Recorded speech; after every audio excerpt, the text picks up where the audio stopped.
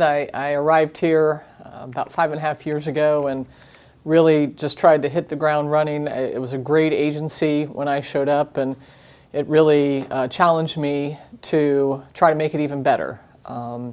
I think in the past 5 years we've just seen just astounding success in a variety of ways. Foremost, that I've not had any significant injuries with my officers.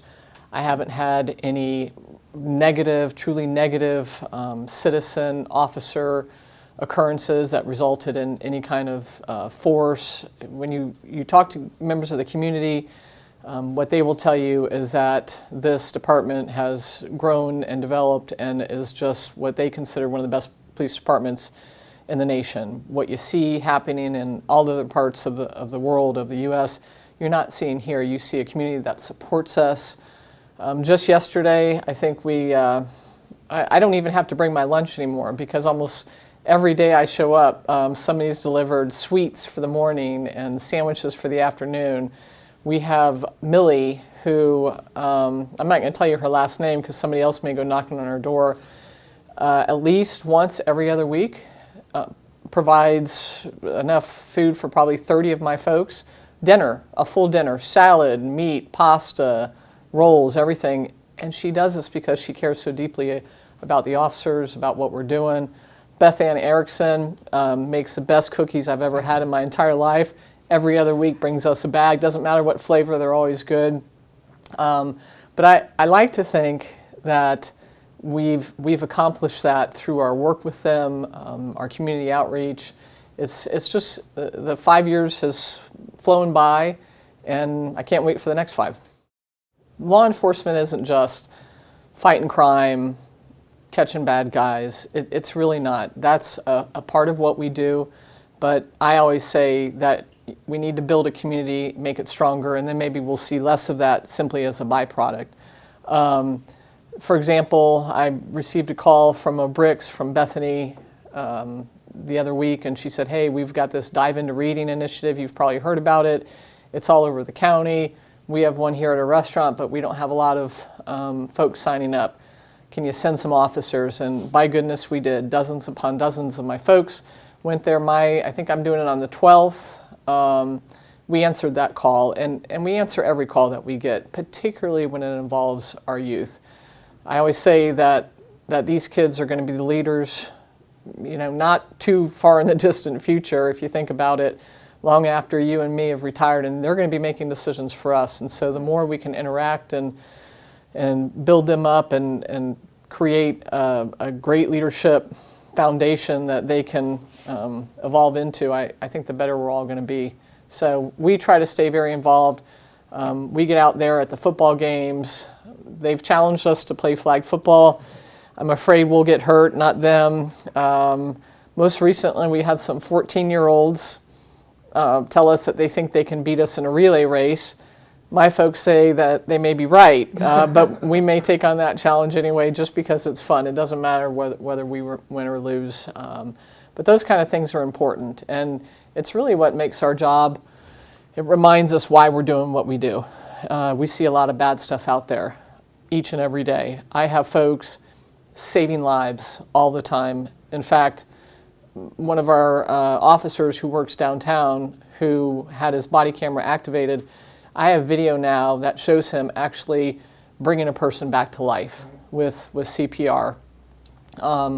And we're doing that every day, and people, I don't think, realize that. And so we're trying to do a better job of branding ourselves, of putting ourselves out there. That's why I'm glad you're here today. Our social media, I'm sure you're going to talk to Assistant Chief Kramer. He'll tell you a little bit about that. He's the one who keeps the numbers. But we've gone from, hey, do you think we should start a Twitter account and maybe a Facebook, to we have a huge audience now, and they get to see such personal aspects of what we do. I think it really has created a better knowledge with our citizens, and I think it's why they love us even more. Well, it's very important, and I'll tell you, I let my staff know. It kind of warmed my heart here a few months ago that in the women's locker room we had to add some more lockers, because for the first time in the history of this building, which is 20 years old, and really the first time in my entire career, we're starting to head towards 20% of females, and you don't find that in a lot of agencies. And so our numbers there are very good.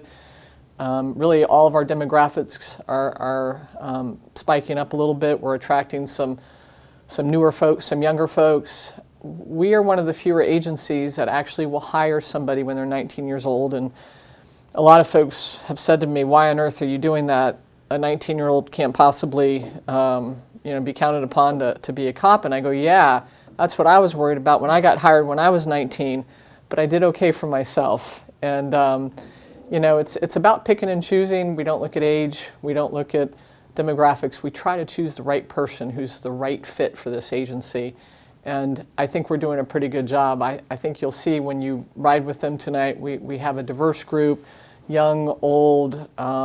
They just come from all walks of life, and they add their own special touch when they get here. We are recently experiencing an influx of folks from up north who want to come and relocate to the south, down here in Florida. I mean, you used to see it when they retired. I think now they're saying, "Why are we wait until we retire? Let's get down here where our parents are and our family is." I think what COVID did for some of these young officers whose parents have already moved here, they want to get back to their parents. It's a return to family, and I think we saw that. They realize when you're stuck inside and you can't go out, family becomes more important, and they want to get closer to them. And that's great for me, too, to be able to hire an experienced officer.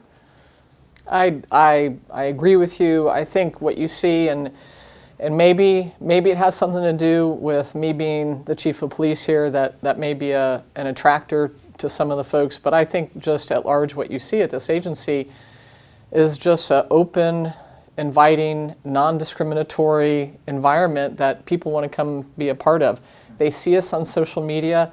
They see that we're out there making a difference. They see that we're doing our job. We're catching criminals. We're doing everything, but we're having fun at it sometimes when we do it. They see us highlighted in pictures, and I think a lot of folks, and particularly some of our younger folks right now, are feeling that pull like many of us did years ago, that they want to serve. They want to serve and do something greater with themselves. There was a few years when I first arrived that I just didn't feel we could afford them. I realized that the hundreds of thousands of dollars that they would cost, were we going to have to raise taxes? How was this going to affect the salary levels, which I'm still trying to get up? I think cops should be making more money than a lot of people. Maybe someday we'll be able to up them a little bit. But my fear was what that money was going to take away in the form of safety equipment and outreach and all that. There came a point last year when that tide shifted, and I said, I don't know that I can no longer not afford it. They've always been a valuable piece of equipment.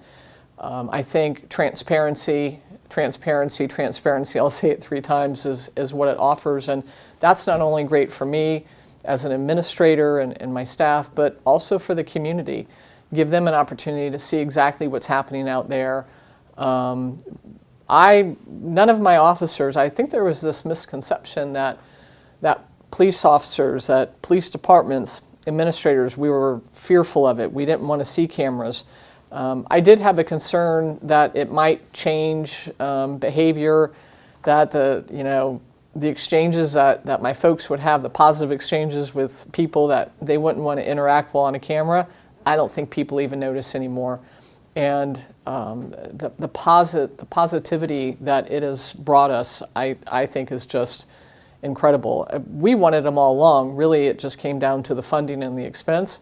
But the city, my mayor, my council all felt that these were critical items that we needed, so they supported the funding. They supported this mid-budget, which doesn't happen very often, and pretty quickly we got them up and running. And I'll tell you, I think it's been a great asset for us.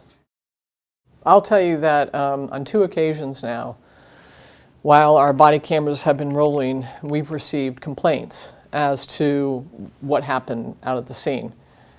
Used to be, interviews and neighborhood search, all kinds of stuff, and that doesn't mean we still don't do those things, but the first thing now is, let's take a look at the cameras. Let's see what we have.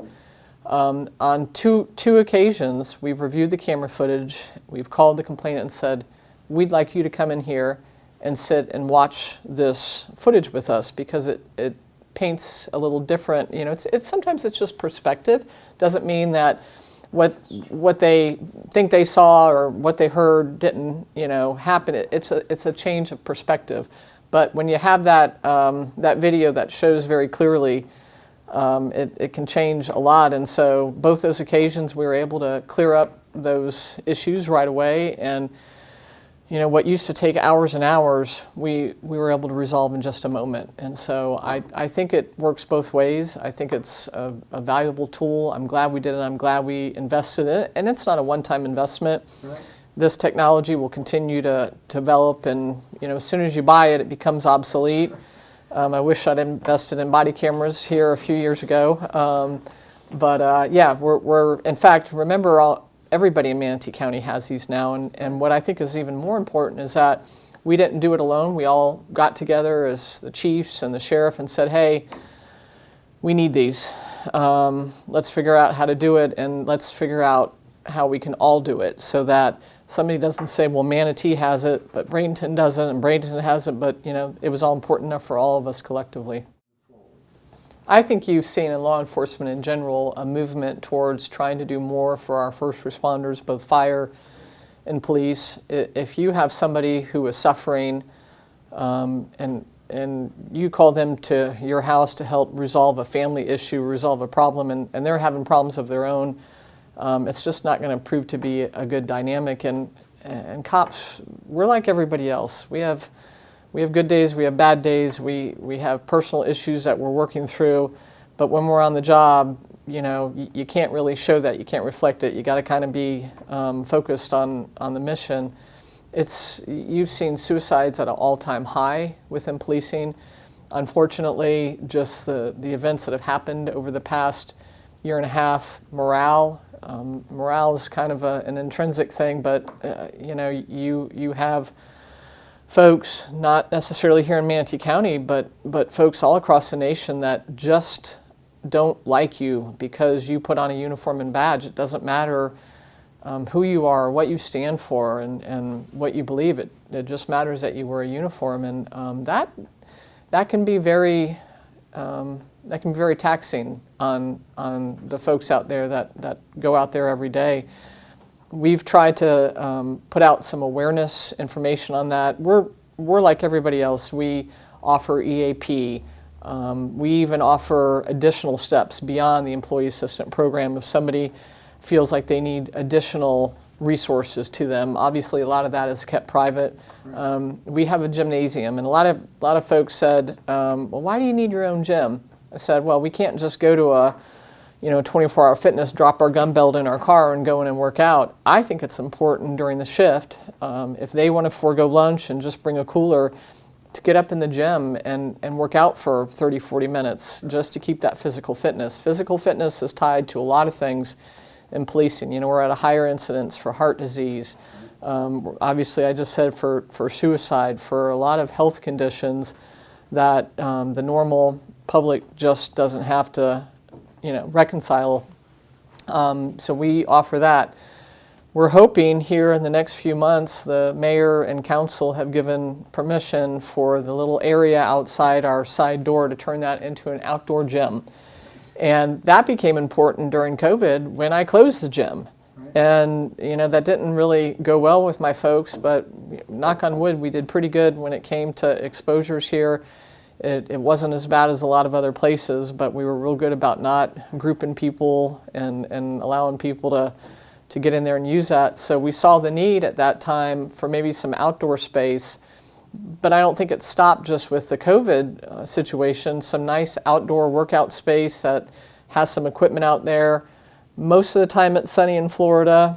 I know it can be kind of hot, but these folks are used to hot, and so we're excited about getting the opportunity to do that. It's going to be something kind of new.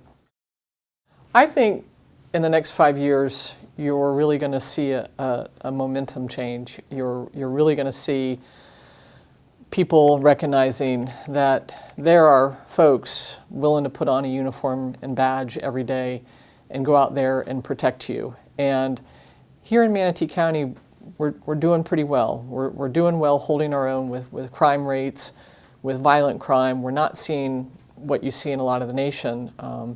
And I think it's because of what we're all doing together, the teamwork involved. And I hope we see that continue. I hope we see the compassion for each other continue. I hope that the community continues to realize what these folks are doing each and every day, and what, no matter what, we will continue to do each and every day. I think that this department is going to continue to evolve. The training gets better all the time. In the summer, not only do we send people or allow them to go on vacations, but we usually are at a low staffing because of all the schools we are constantly sending our people to, just to make sure that this is one of the best trained agencies in the nation. And I just hope we continue to build upon the success that we've already had. And I think we will. Training, training, training. About 2 years ago when this happened, we took a look at what we were doing, what we were communicating to the public, internally what our policies looked like, internally what our training, where our training was at. And I'll be honest, we had to tweak it a little bit. Not enough people had gone to some of the de-escalation training that we had wanted to, just because of, some scheduling and whatnot. I will tell you that the last year and a half, a huge emphasis on that, a better understanding of exactly where we sit with use of force. The governor just signed into law some requirements for police agencies to adhere to when it comes to those very things, de-escalation and use of force reporting. And I'm happy to tell you that our policy, we don't have to make any changes. And so we jumped on that right from the get-go. Doesn't mean that every day, maybe not every day, but continuously, that we're not reviewing everything to make sure that there's not some tweaks we can do, not some improvements we can do. But I will tell you, we're all over that. We're never going to sit back and say, we're the best we can be, we got this, no worries. Every day we're going to be looking for new ways to train, to evolve, to become a better agency than we were the day before.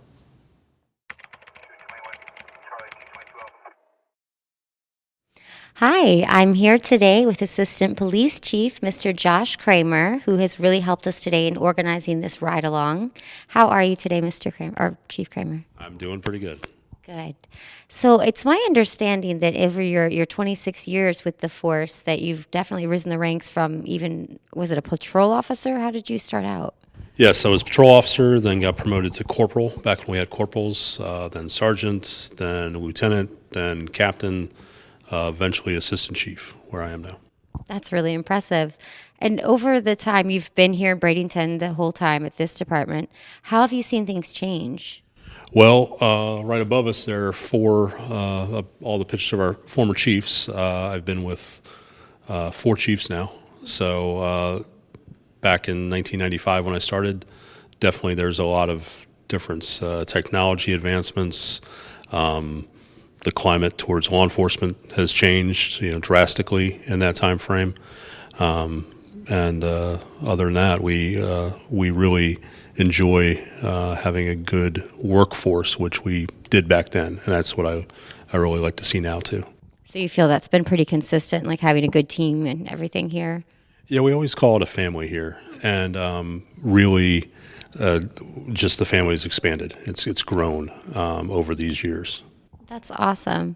And as far as like the community and connecting with the community, what are some like programs or things that you do maybe personally to like connect with the community? Chief Bevan really had a focus on community-oriented policing, so that's getting out involved with different community organizations and events that they have throughout the year. One of the things we really like to focus on is any programs involving youth. Bradenton has a really strong volunteer community within the city, but for us personally, we have a good tie with Big Brothers Big Sisters. Hey Elijah, my little brother. He and I have been together for 5 years now, and it's really been fun. and we have several officers involved in that, involved with Take Stock in Children and other Boys and Girls Club. We have a lot of different activities we like to participate in. Why do you think it's so important for the youth to understand that you guys, you're role models and not to be seen? I know in some environments they're thought that, police are just there to pull you over, and you guys are so much more than that. I mean, you're our community heroes. So, how do you, or why do you think that's important for the children to understand? Well, thank you for that. Basically, it's communication. It's their people. We're people. We need everyone to understand that. And, yes, we have a uniform. Yes, we can be imposing. And yes, a lot of times we come to the situation, half the people want us to be there, the other half may not want us to be there. But we're there because we were called for help. When that happens, we have to do what we have to do within the law, within what's right within our department, what's right within the officers' hearts to get that really good solution to the issue so it doesn't repeat, so that families can move on and grow as opposed to being brought down by whatever situation's happening. Exactly. That's so important. I'm so glad that you look at it that way. I kind of figured you would. But as far as like when you're recruiting or you're looking for an officer, or you have new recruits come in, what do you feel are some of the most important qualities in a great police officer for your team or family? Honesty. That's the biggest thing. You look at everybody's past. Everybody has something that's happened in their past. Own up to what you've done. Own up to what has put you where you are, because it's helps build who you are. You can, again, just like those situations with families, you can either let that bring you down and go down a path that isn't going to probably put you in front of us wanting to be an officer, or it's going to build you up. And really, that personal growth that for a lot of our officers, they're very young.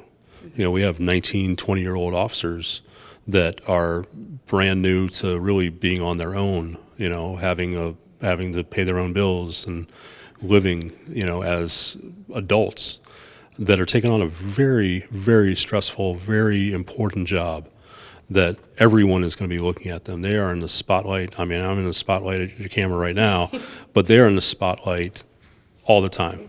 And now not only do they have cameras pointed at them, we have our cameras pointed out from them. So it's capturing everything they're doing to try to really show that they are doing a great job.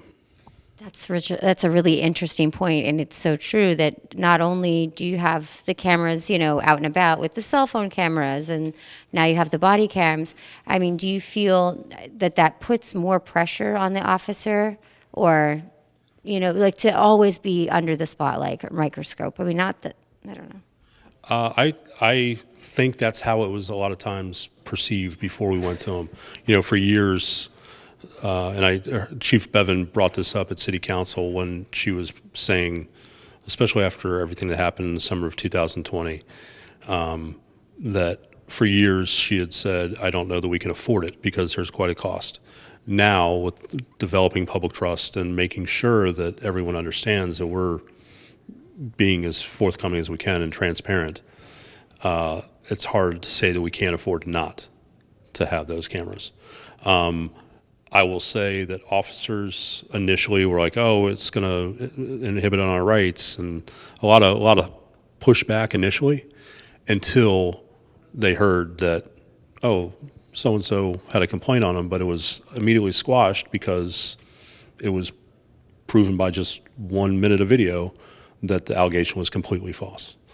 And it shows, those videos, they're not going to be seen all the time. They're going to be seen when they need to be seen for evidentiary purposes. We're not going out and reviewing the videos to see if they're doing a good job or putting on their seatbelts or things like that. We're only there to have that as evidence. That's why the service that we have everything uploaded to is called evidence.com, because it is where the evidence from that case goes.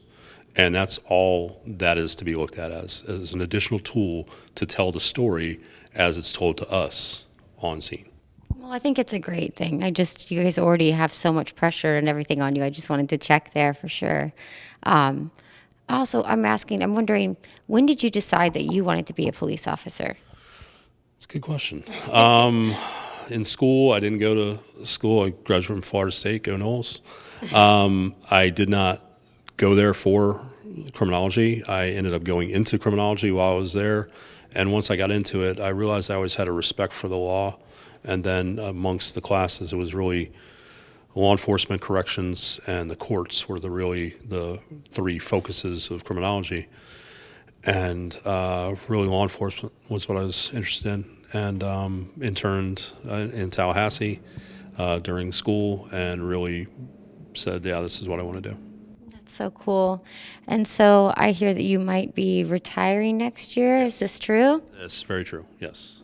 So are you going to miss it? You probably... I'm hoping to stay on as a reserve just because service is still in my heart. You know, I've been a community servant now for 26 plus years.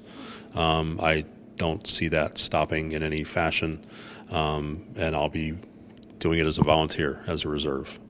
Oh, that's awesome. Thank you so much for everything that you do for this community and for everywhere that you go and whose lives that you touch. It's really awesome. Thank you, Christy. Thank you.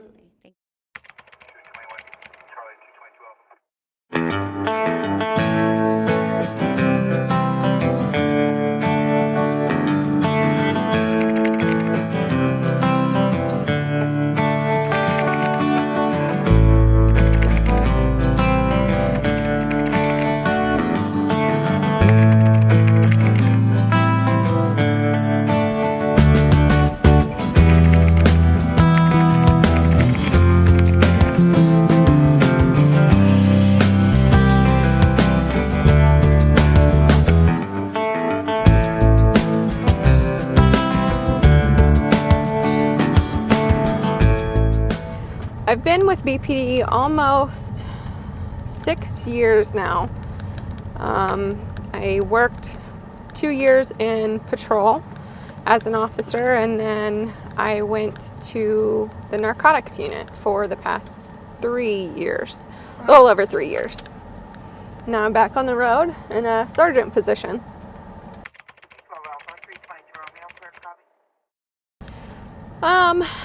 You know, it's something that I always really wanted to do. I don't know if one thing in particular gave me more so that idea to be a cop. However, I was always kind of nosy in my neighborhood as a young kid, and I always wanted to know what was going on, and you know, wanted to be able to go help or go do something if something was wrong, but I couldn't, obviously, because I was a kid. So I decided that this was the best course of action to take to be able to do that. So I started at Hillsborough Community College in Ybor. I loved it. It was so much fun, but you know, I was growing up and kind of starting to pay my own bills, and I couldn't afford to go to a university. So I got my associates from HCC, and then I decided to continue at USF in Tampa, and I got my bachelor's in 2011. I got my bachelor's. So I decided after I started here, you know, the chiefs were all persistent on continued education. So I decided while I was already employed here and I was in the narcotics unit to try to finish my master's. So I worked on that, and I actually completed my master's in 2020.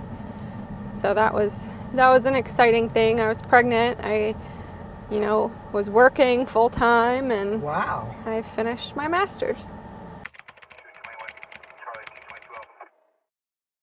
You know, I think my family was already kind of forewarned about it because I had always talked about it growing up. So I think they had the idea that it was going to happen eventually.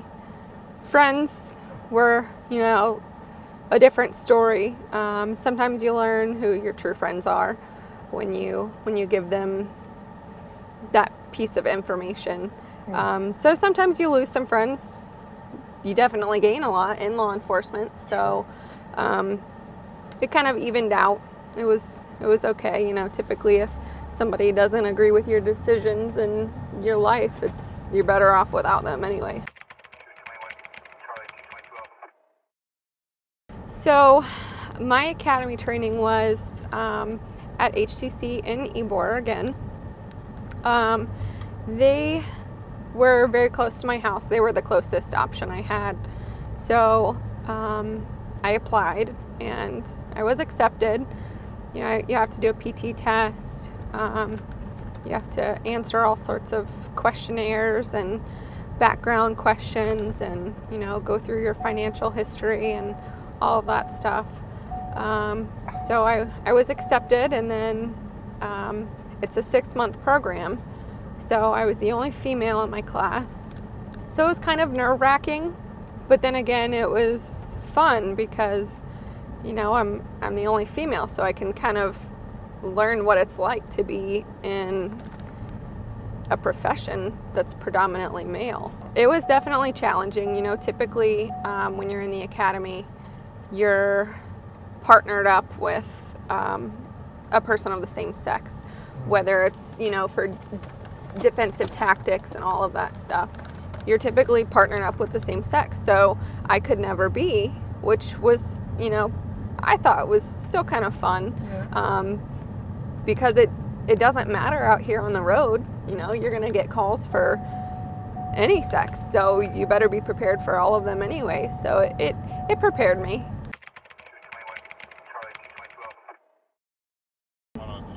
You know, when I had probably less than 2 years on, the chief did a surprise ride along with me. And she got in my car and asked where she saw me in 5 years. And I said, well, my goal is to go into narcotics, be undercover. And I don't know why. I think being a female, a lot of times people will look at you a little differently and never expect, you know, you to be in law enforcement. So it gives you a little bit of an advantage when it comes to narcotics. So that was the route that I took, and I highly enjoyed it. I loved it. It was interesting. You know, there was something new every day. And you kind of got to learn how to be a whole nother person. Being a female is definitely a big positive in narcotics and being undercover, because it's so versatile with females. You can do so many different things undercover. So I feel like having a female in narcotics is a huge asset to any department. I had one case that was a federal case that I had worked for a long time. And I mean, it was well over a year that I worked this case. And I got to know, you know, the dealer. He became my friend through work, obviously. Yeah. You know, I had to become friends with him, and it was odd, you know, to become friendly and kind of fake friends with a person. And the case finally ended, and he ended up getting quite a few years in prison for all the charges. So it worked out well, but it's always kind of scary, you know, knowing the people that you're dealing with and, you know, what they could possibly do or how mad they're going to get that you were a cop, and, you know, are they going to want revenge? You know, you never know. Because they do find out at the end. Yeah. Okay. I mean, if it goes to trial, like, I have to testify. So a lot of times you don't know, you know, how mad these people are going to get and what they're going to want to do to, you know, get revenge or pay you back. So you always kind of have those eyes in the back of your head watching after you're undercover or during, you know, while you're undercover. So you're always watching what's going on just to make sure that you're safe. So I started out in patrol. as a patrol officer, straight from the academy. And then after 2 years, it was like 2 years to the day, I voiced concern or my thoughts of wanting to be in narcotics. So literally 2 years to the day, that was a requirement, 2 years. I was assigned to the narcotics unit. So I did that for a little over 3 years, and now I'm here. It was fun. It was interesting. It was, a little intimidating at some times, but never anything that I couldn't handle. I just think the biggest concern was, somebody maybe learning who I was or learning where I lived or, something along those lines. But it, nothing crazy ever happened. It was just always something new every day. You have to I don't know, kind of change your personality, change who you are, your persona for the situation that you're in. So, whether I was an undercover working as a prostitute or working as a drug user, you have to dress the part.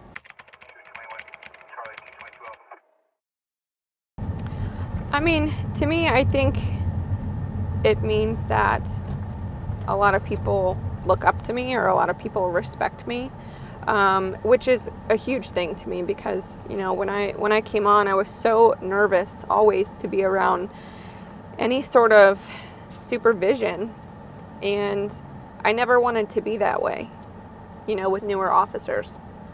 And my squad happens to be like 70% rookies.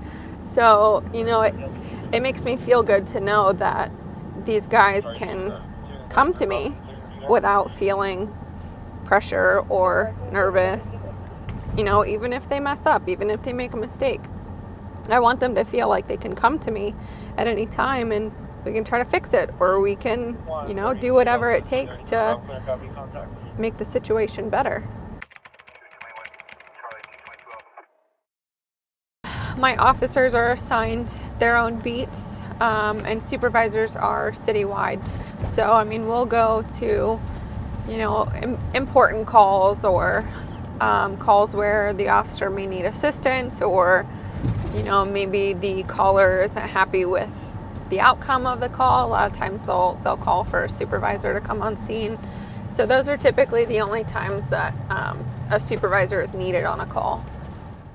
I typically have, conversations with each of them at some point throughout the night, whether it's them calling me asking, for advice or should I do it this way, or, but they're always sending in reports. So as I'm reading their reports, I can kind of see, what they were dealing with throughout the shift and what they've encountered. And, if there were other options, I can a lot of times say, hey, we should probably try to do this. So kind of works like that. My computer is a huge source. It's got a map so I can see where everyone is all the time. That's pretty cool. Definitely for safety reasons, that's really cool. If God forbid something were to happen to an officer and they're not able to respond, we can see where they're at on our map. Other things, we have our radios. Radios can switch from channel to channel, so if you need, a little bit more secure of a channel, you can switch to a different channel. Relay info on that. We obviously have our body cams. Those are definitely helpful. I know we just recently switched to them back in January. So, of course, it's a new thing. A lot of people are skeptical of it. But then again, it really helps people out in the long run because, say somebody calls in a complaint and says that you did something you didn't do, it's always really helpful to go back and be able to look at that video and you know, see if it's true or not, and then handle it from there.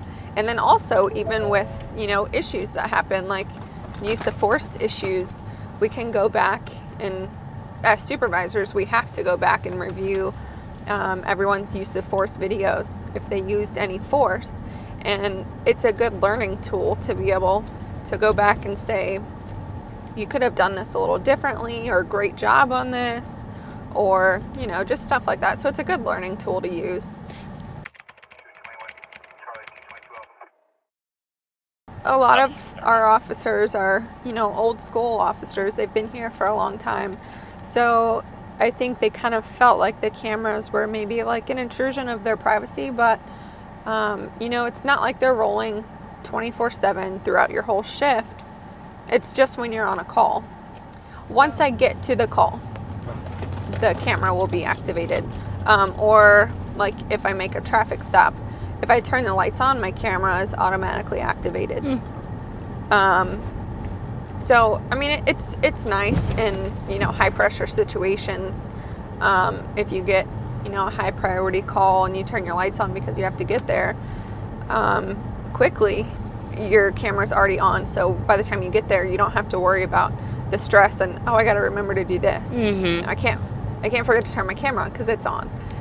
So, but they're definitely helpful. I just think a lot of the older, more senior officers just weren't very fond of the idea at first.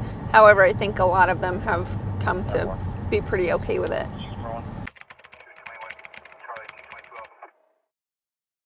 Yeah, I mean, there's several situations that I can go to on a regular basis where I'm like, okay, we could go with this statute, or it could be this statute. However, you know, did they have the intent? Did they do it willfully? Like, you have to be able to read the statute and say, okay, this fits, this fits, this fits, in order to charge them with that particular statute. So you definitely have to know what you're doing and know how to find it if you're not familiar with it. Some of my newer officers will call me and ask for advice or assistance on, you know, which route to take, which charge to use. But I mean, a lot of them know where to look. You know, we have a statute book. I'm sure everybody carries it. And the statute books are updated pretty regularly. So if you know how to look and read a statute book, you can easily just, you know, go look at it and make sure all of those elements meet the criteria of the crime that you're, you know, trying to charge someone with. So everyone should be, you know, knowledgeable enough to figure out their own statute, but a lot of times they'll just call and double check.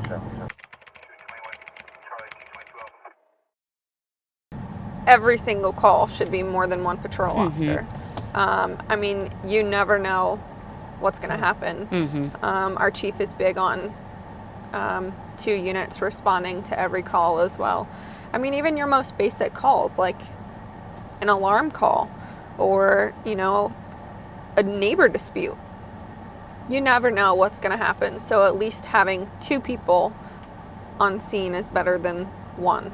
So always, I mean, even if I don't have somebody available, I'll go back somebody up, because it's just not good to only have 1 person on a call.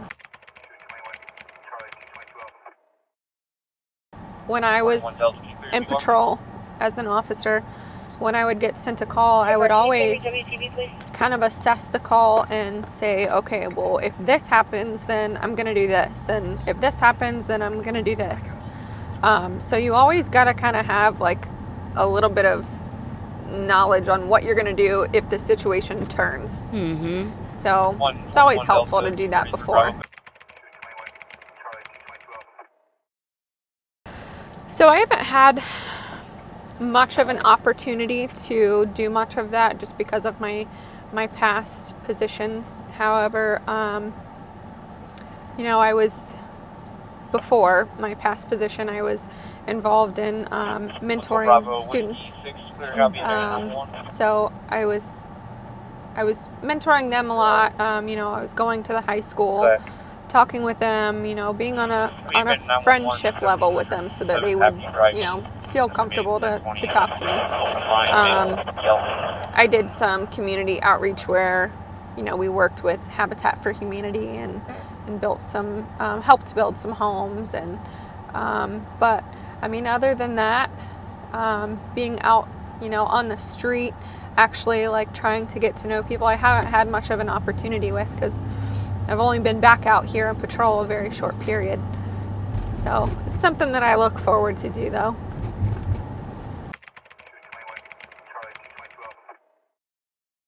With how people view police these days, it's not going to hurt to go out there and make, your presence known, make people aware that you're out there to help them. And not just that you're patrolling, but I mean, even like get out on foot and, interact with these people, see how they're doing, see what their day's like, see what they need. If there's anything that you can do for them, that's always a big accomplishment. So helping them out in any way that you can is the goal.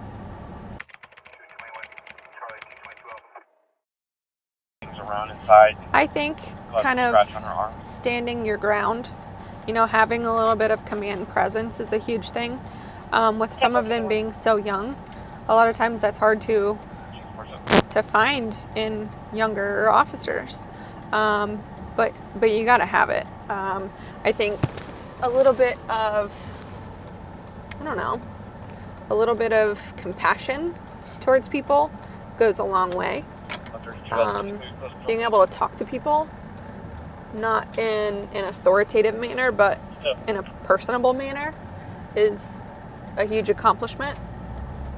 And I think everybody should have those qualities to be a police officer. You kind of have to, because every situation's not the same, and sometimes you're going to a call where it's that caller's worst day. Mm-hmm. And you have to be able to have a little bit of compassion for people. You just continue to see people that could use something, a hand or some sort of help or treatment or something. And sometimes it just takes somebody to give them that little push to maybe go get themselves clean or, to go do something to better themselves. So I'm still, I'm in that phase where I still want to try to help as much as I can. I want to do something good in someone's life at some point. So whether it's only one time or not, I'm going to try to do it.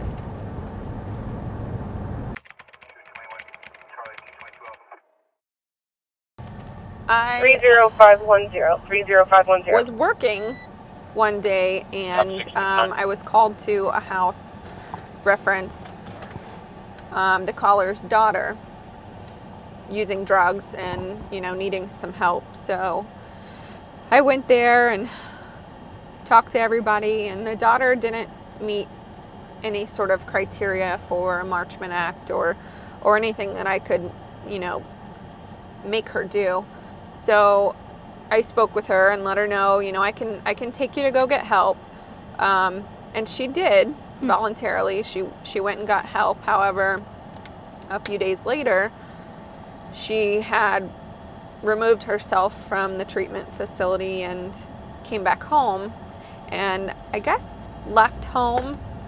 And the mother felt like she was possibly out using drugs again and called me. So I went and met up with her again, and she stated that she was out looking for her daughter and that she had had some text correspondence with her, and she was somewhere, in this general vicinity, and we went looking for her, and we ended up finding her walking down the road, and she was in rough shape. She had clearly been out, using drugs for a few days, and she wasn't well, and she still didn't technically meet any criteria for a Marchman Act at that point. Her mother was there to care for her, and she wanted to go back home, and but I wanted to help her. I wanted to, try to push her to do something for herself, and she said that she would go, but she wasn't quite ready yet, and she wanted to go home and eat and take a shower. So I was like, okay, I'll meet you in an hour. I'll pick you up at your house. So I went to her house in an hour, and I don't think she really thought that I was gonna come back.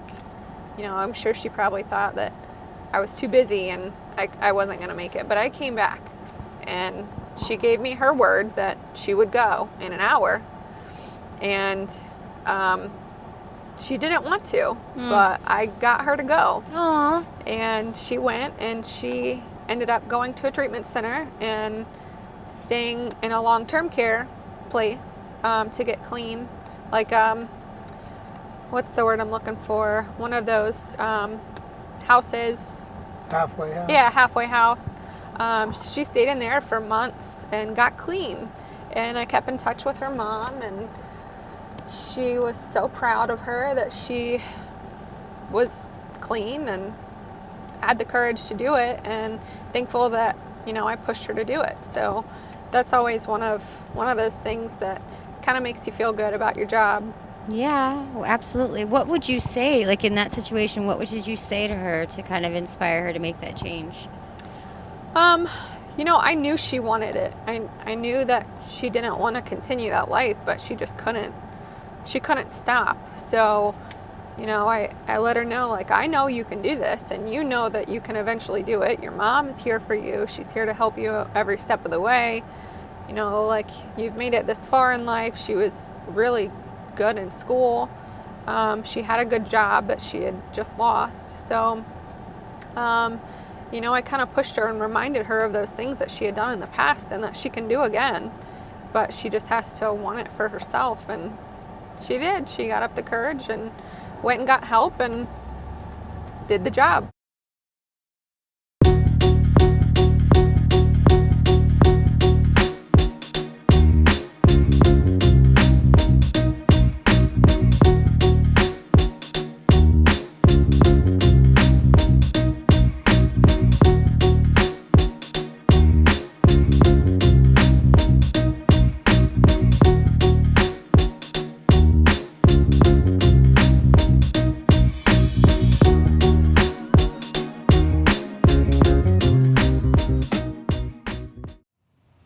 I'm here with Officer Miller and Sgt Emrich. Officer Miller, so you're a little bit new to the force, is that correct? I am. I've been on for about 6 months now. Okay, great. And so are you from the area? Well, I was originally born in Jamaica. I moved here with my mother when I was about 8 years old. Where I've been did in Bradenton ever since. you go to school? I graduated from Bradenton Christian School. And I did hear through the grapevine that you have this tremendous sports background. Can you tell me a little bit about that? I played football for my whole career in high school. Hold some records over at BCS still, and I played a whole bunch of other sports. That's awesome. So you've just joined the force not too long ago. What kind of inspired you? When did you know that you wanted to be a police officer? Well, I used to always talk about it with my mom. I used to always say I'm going to be a police officer when I was back at home. But now I'm doing it in a different country, which is amazing. So my aunt, some of my uncles, they're police officers back in Jamaica, and they kind of inspired me to go this route. That's awesome. And so when you told your mom and then other family and friends about you're actually doing it, becoming a police officer, how did they react? My family, they were pretty supportive. Mom was kind of scared just because of everything that's been happening. Some of my friends, they were kind of like, oh, you're switching up, this and that. But everybody, they've been pretty supportive for the most part. And what inspires you, or what is like one of your favorite things about the job? Talking to people. I love just getting out, talking to people, just showing a positive outlook on officers. That's true. And you just did that on our beat walk, which was really cool. I did, yes, ma'am. So, and then Sergeant, is he in your squad then, correct? Yes. Okay. And so do you guys work hands-on, like training or anything like that? I try to go to the majority of their calls, just because, I know that they're somewhat newer officers, and I want to give them every opportunity to stay out of making a mistake than possible. So I try to just go on their calls as much as I can to give them some feedback or advice or whatever they may need. So. Sergeant, so in Officer Miller, are there some great attributes or qualities that you see that you feel are going to shape him or that make him a great police officer? Well, I think his ability to want to reach out and talk to people in the community is a huge plus. A lot of people don't want to do that. You know, they're there to take their calls and do what they need to do. However, Officer Miller likes to just talk to people, and I've noticed that he doesn't just talk to people in, you know, that authoritative manner. He talks to them as if they're his friend or his family member, which I can really appreciate. And then what do you find in Sergeant that some qualities or attributes that she has that are great for you? She's very, like I said, she's very helpful. You can always call her. Some people, some officers you can't always call and things like that, but you can always call her and count on her for help. That's awesome. Thank you, guys. So, Officer Miller, what is exactly a beat walk? I've always heard the term, but I don't know what it is. Okay, so a beat walk, we self-initiate it. So we go out, we try to make contact with at least one person, talk to them, get their names, just say we were out with them, just kind of getting out in the community. That's good. And so you do it every shift? We try to do about 2 a shift. I usually end up doing as many as I can in my free time. That's great. So today's beat walk, where are we headed to, Officer Miller? So right now we're at 500 12th Ave West. It's one of our high crime neighborhoods, but I try to get out a lot here and just talk to people and just make contact with people. Yeah, because there's also families and things here, too. There's lots of families here, and not everybody, I was going to say not everyone likes the police here, but we're trying to change that. That's good. I heard that you guys are doing a lot more where you're trying to interact with the community. Yeah, we try to interact with the community. I know next week we'll be having a relay race over at 13th Ave, the Dream Center, with a whole bunch of kids and things like that. That's exciting. That's really important, too, I think. And I think those community outreach things that you're doing are important for that, too. Of course, that makes a difference. I mean, just getting out with them, playing like the relay race, just going out there, showing the young generation that we're just like them. The beat walks, they really help just because we're making contact.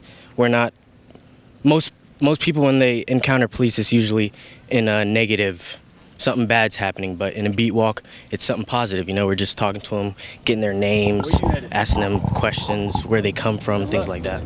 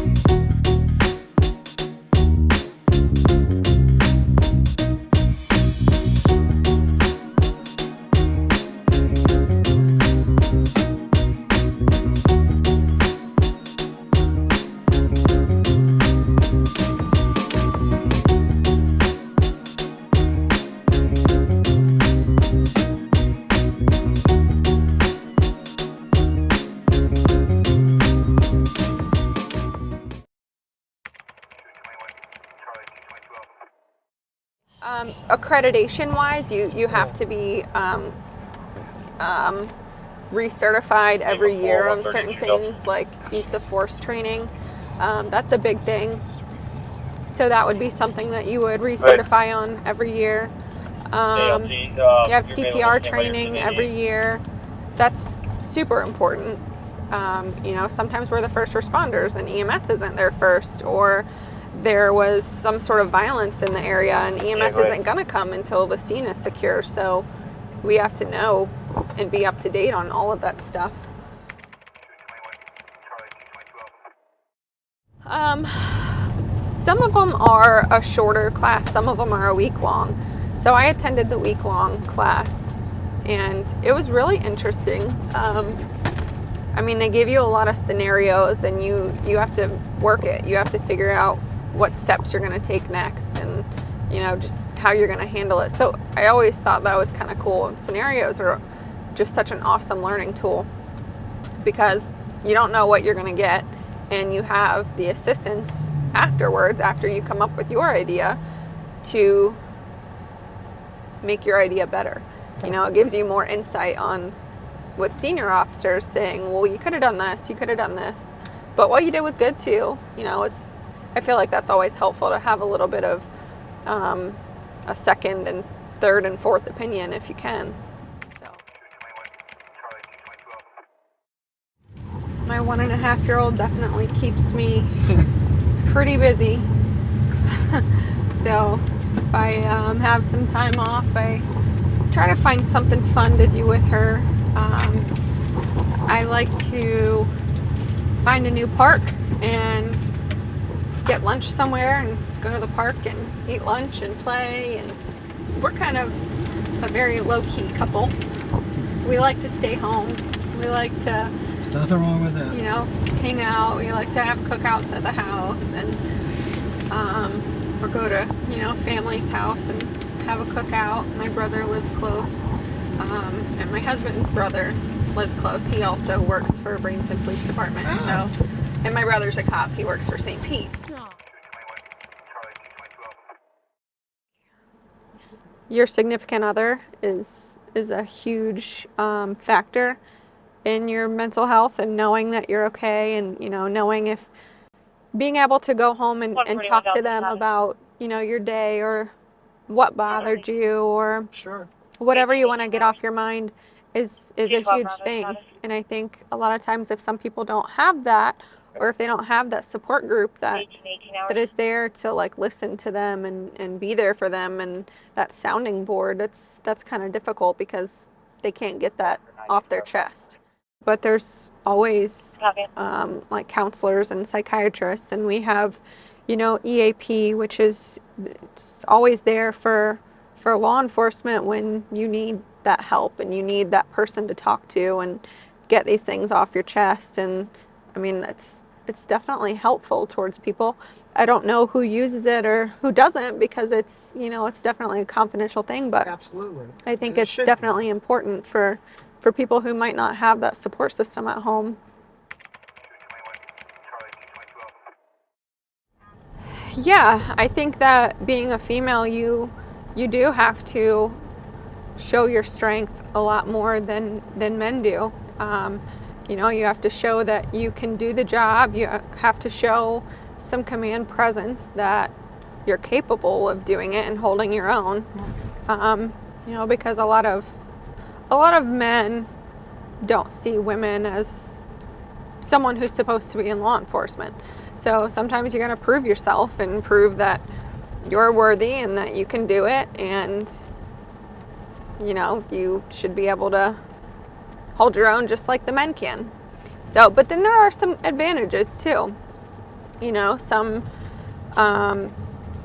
divisions, some particular jobs in law enforcement are better done with some women. You know, I feel like I said with the narcotics unit, I feel like maybe women aren't better, but it's a huge plus to have a undercover female in your narcotics unit, just because there's so much more that you can do.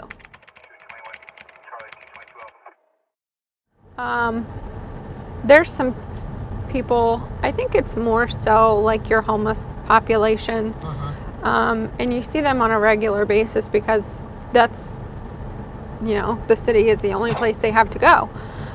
So, you know, attention is drawn to them more so than, you know, your regular citizen.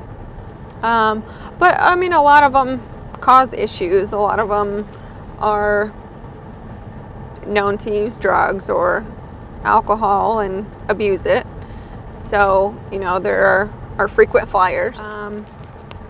They know they can hang out right there for now because he's not part of, that business isn't part of the trespass program right now. So until they get established, you know, we can't trespass people. But say back here along this fence line, it's really cleaned up right now, so somebody must have come out here and cleaned it up. But there's usually homeless just like lined up against this fence. Right. And that property is part of a business trespass program, which And it's open and authorizes... accessible. No, it's not No, open. I it's mean, locked it's up. just a fence line, but I mean, they authorize us to trespass anybody on that property. So, I mean, it's just constant where we're, you know, going and checking the fence line to see if anybody's on it, and see what they're doing. You know, they're usually drinking or passed out or something along those lines. Yep. Our library is another hot spot. A lot of our homeless population tends to go there, and you know, a lot of times they're just going there to check their email or going there to get out of the sun. Right. But sometimes they're going there to like bathe in the sinks, and you know, the library isn't okay with that. They don't want that. So trespassing is not an arrestable offense. However, trespassing after warning is an arrestable offense. So, I mean, if we go, like if I went to that fence line and saw somebody who's never been trespassed before, I would say, you know, you're trespassed from this location. If you return, you could be arrested. So if I return an hour later, knowing that I've already given them a warning, that could be an arrestable offense. Or I can run that name through dispatch and ask if he's been trespassed for that particular location. If they say yes, then that's, you know, arrestable, or if not, then I could just issue another trespass.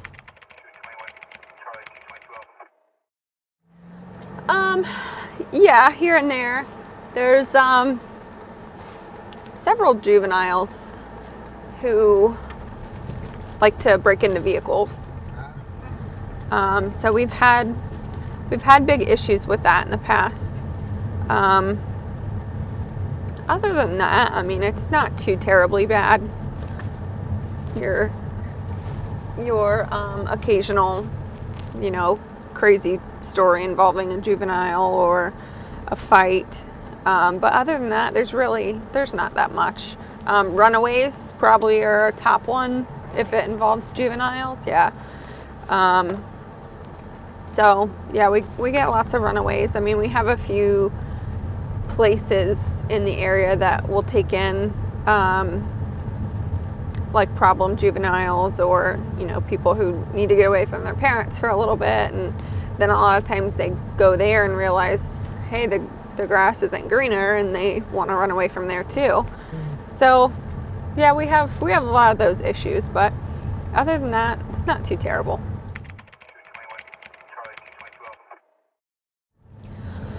So a lot of them are mandatory work days, like our regatta and our parade, our yearly parade. Oh, the Jasona? Yeah. So those are mandatory work days. And you actually only get those days off if you win a raffle. So every Christmas we have a party, and we have several raffles with prizes, and that's one of them, is the day off for the regatta and the parade.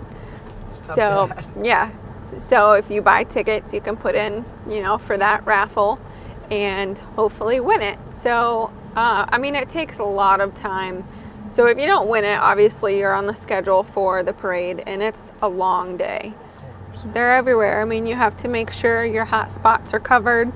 And I mean, a lot of your hot spots are like 7-Eleven on Manatee Avenue. A lot of people like to congregate there, and you know, that leads to a fight or whatnot. So we got to make sure those are covered with a couple spare officers. And then everywhere else is just, you got to try to put as many people as you can and cover your whole jurisdiction of where the parade or the regatta is, and hope that it's enough. So it takes a lot of manpower, a lot of scheduling, a lot of weeks in advance worth of work from admin to put the schedule together and figure out, you know, who's working patrol that day that's going to possibly be pulled off if need be to work the parade. Because you still have to maintain that. Yeah, you still have to maintain the road and your calls and make sure that everything's handled. So sometimes that's kind of hard to do, especially when, you know, you're expecting a larger crowd than normal. Or, I mean, we bring in other agencies on all of those big events. So, I mean, a lot of times we'll have a bunch of people from FHP, some people from Manatee County, some people from Palmetto, and the beach agencies to come and help out, which is always super helpful. Yeah, we would have to, or we just don't have the manpower to cover it. I mean, even speaking of manpower, you know, a lot of times with details, we get all these details, you know, like with Lecom Field and the baseball games and our local hospitals, some local convenience stores, they want off-duty personnel there, and we just don't even have the manpower to cover all of these details. So when we don't, we have to give them out to, you know, other party, agencies to hopefully fill them, because we just can't. We don't have the people and the coverage to do so. So a lot of times, you know, other agencies are happy that we do that. So it helps us out. It helps everybody out in the long run. So a lot of times we'll have some extra officers on duty just for a traffic detail, and what they do is they just specifically try to, you know, look for possible DUIs and just make traffic stops for their whole shift, and, you know, try to deter people in the bar scenes or bar areas to drive after they've been drinking. So a lot of times just the presence alone will be enough to deter some people. I have. I was brand new. I think I was like 2 weeks out of field training, 2 or 3 weeks. And we had been made aware of a male who was wanted for an armed carjacking. And in the second vehicle that he carjacked and, you know, took off with, there was a firearm in the car that was not located in the car when the vehicle was found. So we knew that the subject was armed at this point, positively. So he stole another car. We had the description of the vehicle and of him. And I had just met up with my previous FTO, and he was about to go to lunch, and I was going to go, you know, try to do some traffic stops, and he sees the vehicle pass by him going the opposite way. So he calls it out, you know, to go with the description of the vehicle that was stolen, and they went with it again over the radio, and it was him, and it was the car. So he started pursuing the vehicle, and I was right behind him, so I was number 2 vehicle, and we're only allowed 2 vehicles in a pursuit per policy, unless, you know, exigent circumstances. So I was number 2. Number 2 is supposed to be like the person who tells all the information about the pursuit, you know, what the speeds are, what's your traffic conditions like, where you're headed. But I was so new, you know, I didn't really know where we were going. We were going so fast, and it was just so crazy to me that we were chasing someone, but we were. So the first officer was, you know, calling out all the information for other people to get in the area, and they did. So we chased him for a little while, and he ended up going back into like a retirement community, and way back by the water. He couldn't go any further, so he threw the car in reverse and jumped out and took off on foot into one of our vehicles. It wasn't at a high speed or anything, but his car started rolling back into one of our canine vehicles. So we took off after him, and we had MSO's helicopter up, so they were watching as well and telling us a play-by-play on where he was going. He ended up going into a backyard where a couple was, and, you know, holding them at gunpoint to get their vehicle's keys so he could get away again. He got their keys, however. Luckily, their driver's side door didn't work. So he didn't realize that he could go to the passenger side, so he just ran again, luckily for us. So he took off running some more, and he knew he was kind of getting cornered, so he he shot one round at us. Didn't hit anybody, but he may have done it up in the air. Who knows? So he took off some more. We had the helicopter watching, and he ended up slowly kind of giving up, and he was cornered in the road and just kept walking down the road, and he had the gun in his hand the whole time. And we released the canine on him. The canine bites him, and at that point he had enough and was done and shot and killed himself. So it was kind of crazy, you know, the officers that reached out and checked on me to make sure that I was okay. You know, I was really grateful for that, and I was okay. I was fine. It was just a really crazy experience. Oh yeah, a lot. I mean, hey, a lot of people are good runners, so they think that, you know, maybe this is their only option is to try to run. So they do a lot of times, and a lot of times they get caught. So it's a good thing we have good runners too.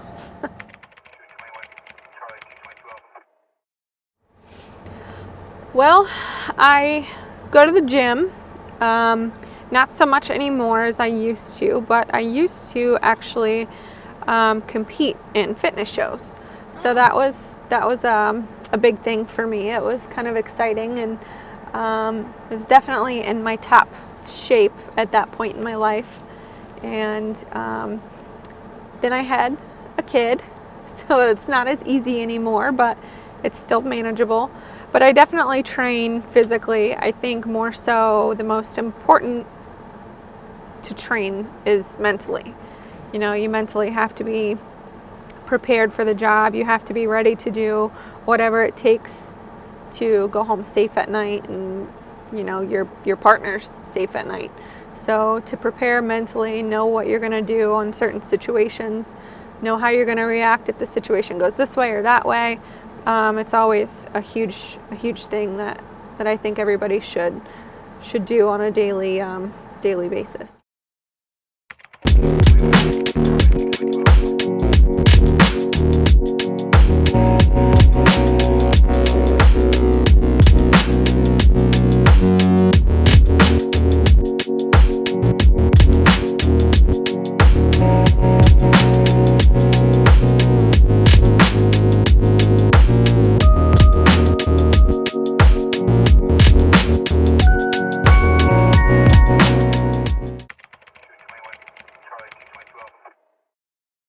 I'm here with Sgt Emrich and Officer Mendez, who just responded to a call. Can you guys tell me what happened in there just now?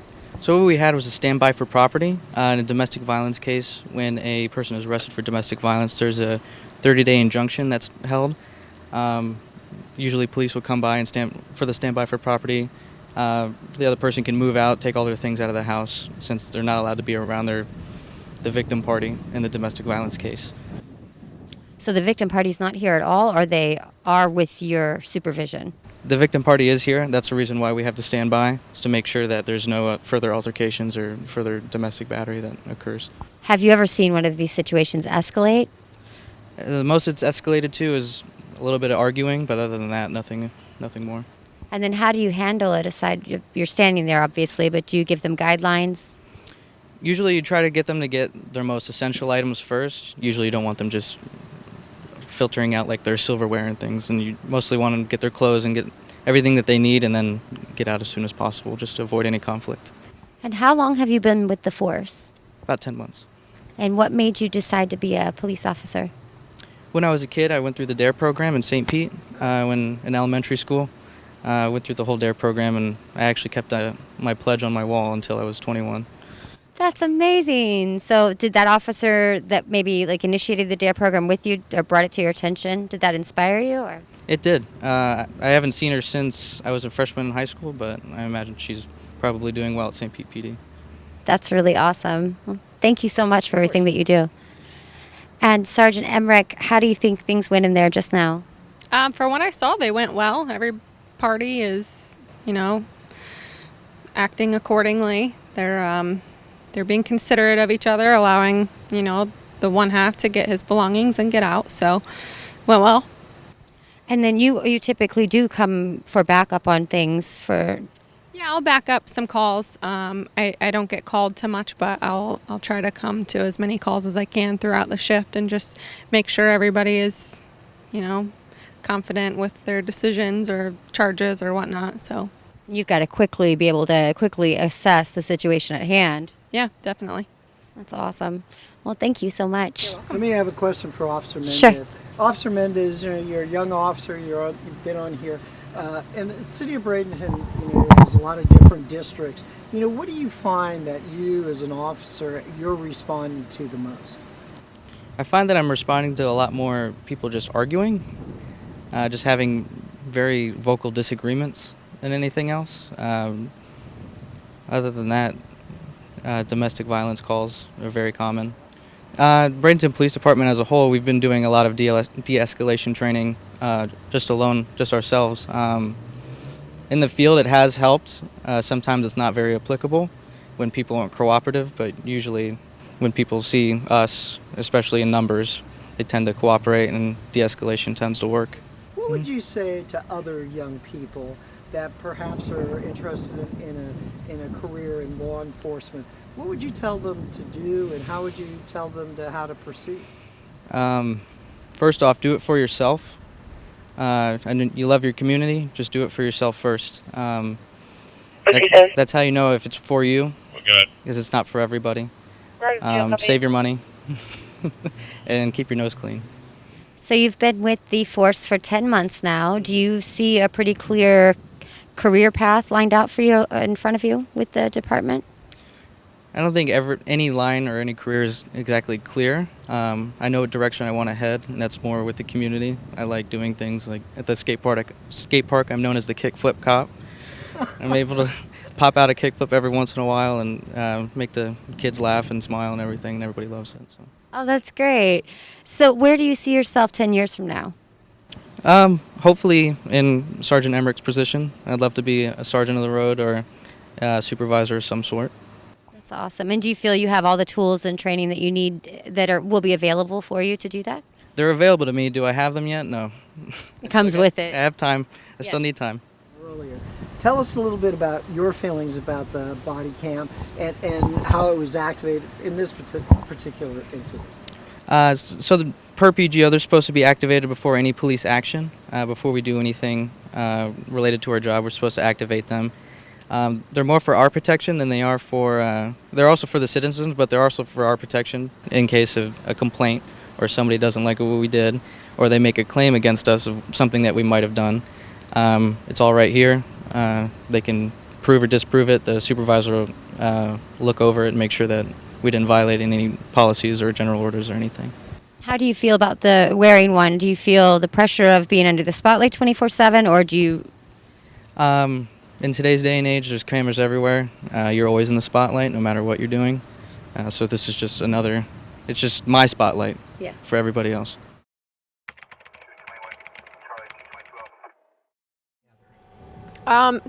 Teamwork is always huge on a squad. You guys have to fit in together. You have to mesh well together.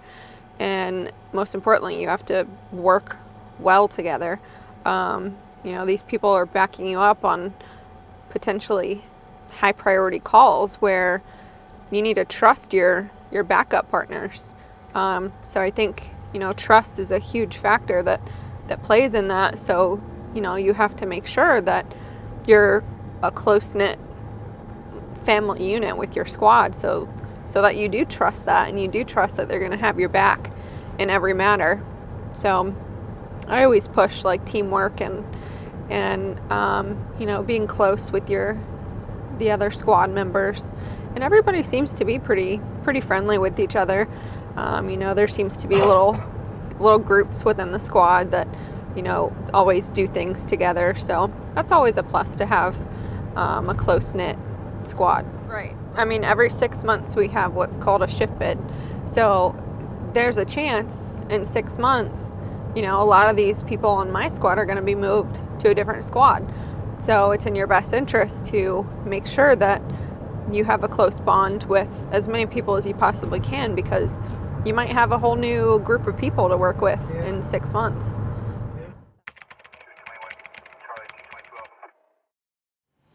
Hello, I'm here with Officer Wentland and Sergeant Emrich.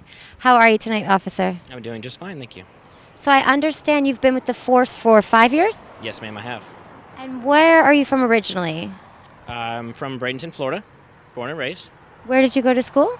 I went to school at Manatee High School and the Academy in Lakewood Ranch. Nice. Okay. And what inspired you or made you want to become a police officer?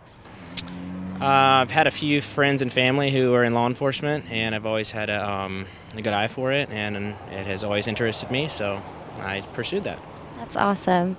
And so I know there have been a lot of new recruits like joining the force. How do you feel about that? Do you feel like you've taken on some great team members? I think we have quite a few, actually, and it's nice to see them get out here with us on calls for service and see they've had good training and work with them, and as far as how they're learning as well.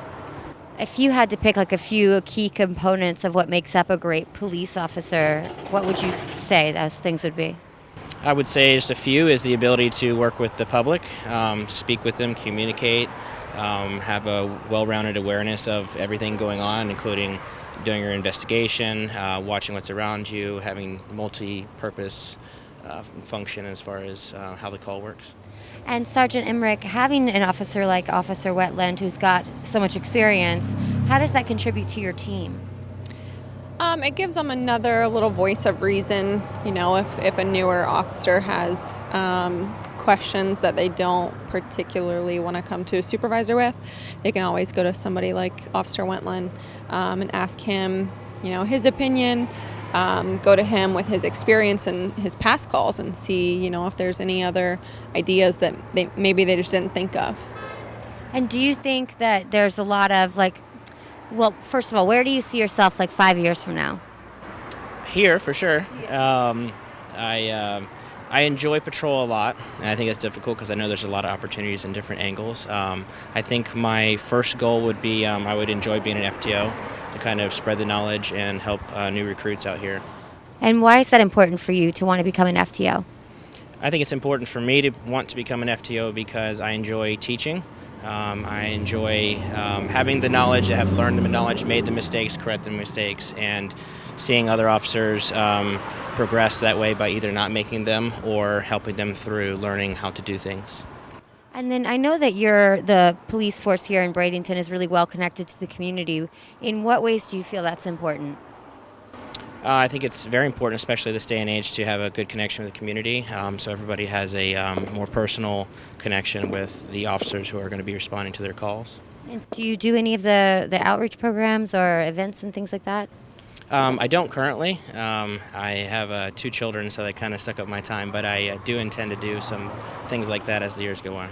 Yeah, well, you and your kids out in the community is probably community outreach, I'm sure. Well, thank you so much. Of course.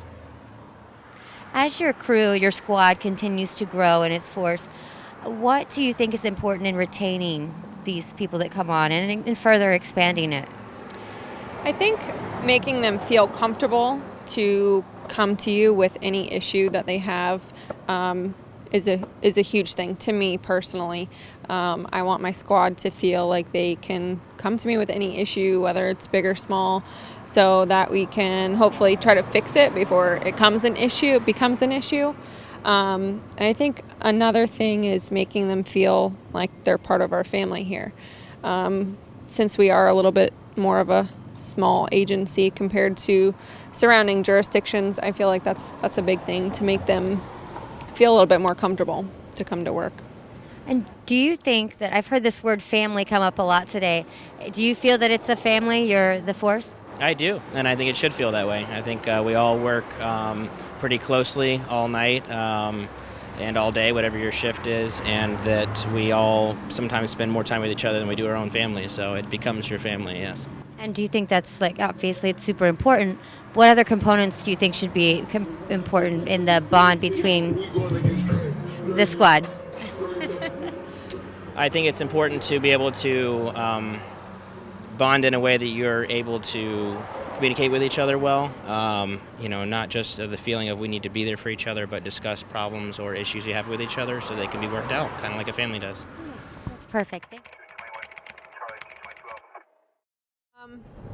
On any kind of night like it has been so far, we kind of expect people to like catch up on, make sure you're caught up on all your cases. You know, there are cases that can be closed out. Go interact with the community. We always push beat walks. Just go interact with your community. Go talk to people. So, you know, a lot of times people do that. A lot of times people group up and go make traffic stops or set up a little area where, you know, one person is running laser radar and then the other person is going and stopping them. And so there's definitely always something that can be done on a slow night. So it's always good to have your little niche and what you like to do when you have some downtime. I always like to stop right here at this little laundromat because this light going northbound is a no turn on red. Aha. So I'd stop there in that parking lot and just wait for people to go make a right turn. Yeah, to go eastbound and stop them right there. That was one of my spots. So, I mean, a lot of times I'd be like tucked back in there in that little parking lot and they wouldn't see me until it was too late.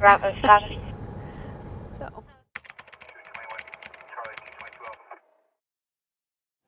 I'm here with Officer Aiello and Sgt Emrich. How are you tonight, Officer? Very good, thank you. Yourself? Good, thank you. So how long have you been on the force? I just went into my 25th year of service. Well, congratulations and thank you. So where are you from originally? I'm from New Jersey. And how long have you been with Bradenton City? I've been here for almost 25 years here. Awesome. And what inspired you to become a police officer?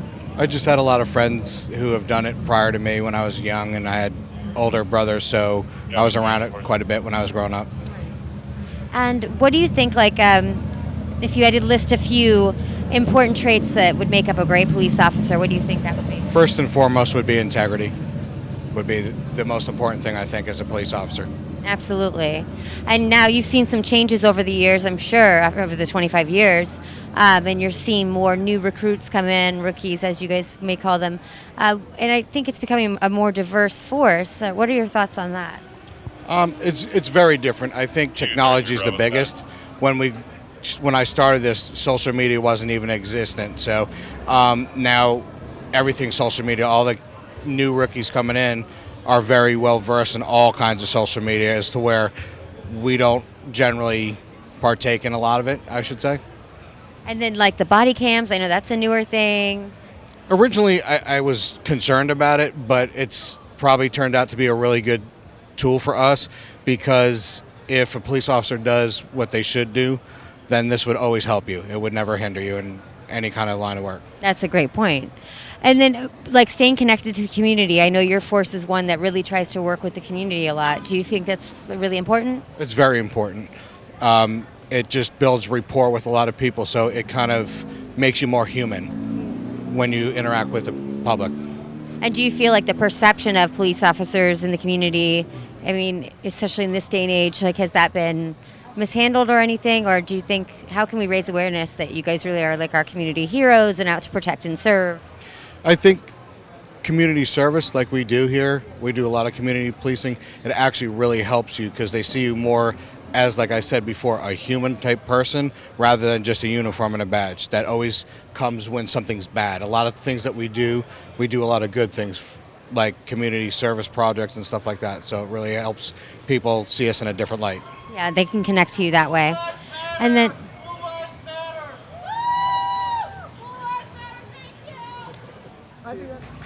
so with someone like Officer Aiello, who's been with you for 25 years, up for retirement, and although you do have a great new team coming in, losing someone of his caliber with all of that knowledge that he's got and experience, how does that affect your force, your squad? I mean, I think it's a big negative. It negatively impacts, our squad. He's a wealth of knowledge, so he kind of plays a big mentor, leader group or person within our group. So for them not to be able to go to somebody with such experience and time on and knowledge about everything pertaining to law enforcement, it kind of sets us back a little bit. but I have high hopes for my squad that they'll be able to pick up some knowledge before he leaves and do well. So you are definitely retiring? Yes. No question. And when you look back on that time in the future, I wonder what your thoughts will be in looking back of serving, that much time and doing such good for the community. I've enjoyed my career. I really have. I've done a lot of different things here. One of the highlights was being a school resource officer, and over the course of years, they've actually grown to adults, so I see them all out in the community, so it's actually a lot of fun. Yeah, I've had a tremendous amount of fun here. Will you ever come back as a consultant? That remains to be seen. I'm not sure. Okay, thank you so much. You're welcome. Where were you a school resource? Well, and I enjoy that. We have a mentor program with our new officers that come in. So each new officer gets assigned a more senior officer to become their mentor. And I have one, and she's a good girl. She's doing good. So anytime she has a question, she reaches out. But more so, it's me reaching out because I know that she might not feel quite comfortable yet coming to me with anything and everything, but I'll reach out to her and just let her know. But you're there. I'm there. If you need me for anything, call me. So it's definitely a good program that we have to work with.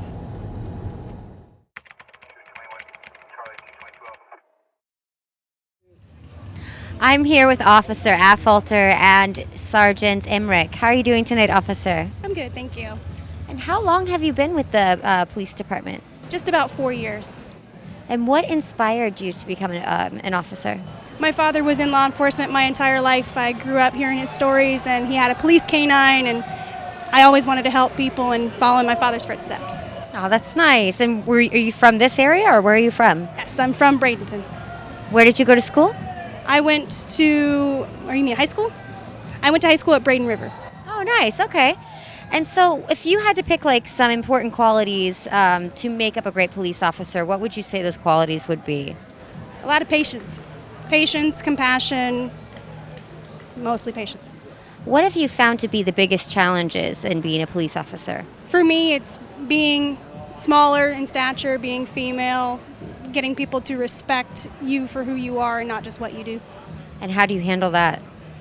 A lot of patience and talking. Good. And so now you've got a female sergeant, you've got a female police chief. Do you think that, things are opening up in this industry for females more now? Maybe more now, but definitely through the last maybe 10 or 15 years, it's been a significant difference, not good old boy society anymore. And then I know you've got some new people added to your squad lately. Has that been exciting to have a couple rookies on the team? It's always interesting to learn new personalities. That's awesome. And how important do you think community outreach is for the police department here in Bradenton? Incredibly important. If they don't know who we are, why would we expect them to care anything about us? We have to know who they are because we care about them, and we want them to know who we are too because we're people too. And do you think that makes, humanizes the police officer or makes them, for the perception, is I guess what I'm asking, the community's perception of police officers? Yeah, we're not just a badge and a bulletproof vest. We're people, we have families that we want to go home to just like you do. Oh, that's so important. As a female police officer, what would you say to an aspiring youth that is wanting to become a police officer, especially perhaps a female? Never let anyone tell you you can't do it. Because I had definitely a lot of people, even when I was in the academy, told me you're too small, you can't do it, you're going to fail. And I was like, okay, well, watch me. And I never looked back. If you are going to be committed and you're going to say, I'm going to do it, you will do it. And do you think it was your dedication and just perseverance? Yes, I had a family support system. Relationships at the time failed, friendships failed, but family did not. And sticking to it is the only thing that got me here. That's so awesome. Thank you so much. Sarge, anything to say about this officer? I just think it's important. I love having females on my squad. I think it's super important to have females that can kind of help the newer female officers kind of mold them into the strong, independent female cop that they're supposed to be, and that, you know, we need them to be. So having somebody for the newer generation to look up to, like Christy, is a huge plus, for me at least.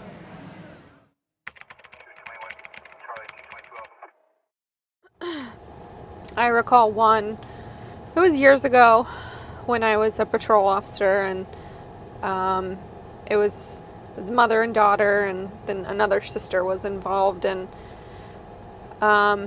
they weren't too well off. You know, they lived in an apartment. The apartment was like almost empty, and you know, they didn't have much, and they were stressed out, which were causing them to fight about, you know, very kind of petty things to you and I, but you know, it was actually over food, and it was kind of touchy, but you know, it was a family, and because they didn't have much, it was causing them, you know, all this stress to come about, and I just wanted to do something to try to alleviate a little bit of that stress.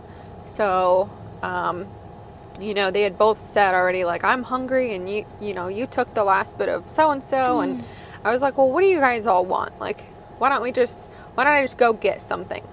So I offered to go to the grocery store and, you know, pick up your staples, like your bread, your peanut butter, whatever you need. And they were like, can we just have McDonald's? And I'm like, sure. So I went to McDonald's and just loaded up a bunch of stuff. And at that time I was going off duty. So I was like, you know what? I'm just gonna do it. I'm gonna go. So I went and got them a whole bunch of McDonald's, and you know, they didn't really portray their thankfulness, but I knew that they were thankful, and it made me feel better. I mean, those are the things that mean the most. You know, your little day-to-day calls and all of that stuff. They're typical sometimes, but the calls that kind of stick out like that are sentimental, and whether it means coming out of my pocket, I'm okay with. It just makes you feel better inside to know that you might not have changed somebody's week, but you changed their night. So it just makes you feel a little better.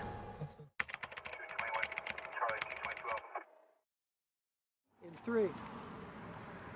I'm here tonight with Officer Morphy and Sgt Emrich. How are you tonight, Officer Morphy? Good. And how long have you been with the force? I'm pretty new, so about 8 months, including getting out of training and all that.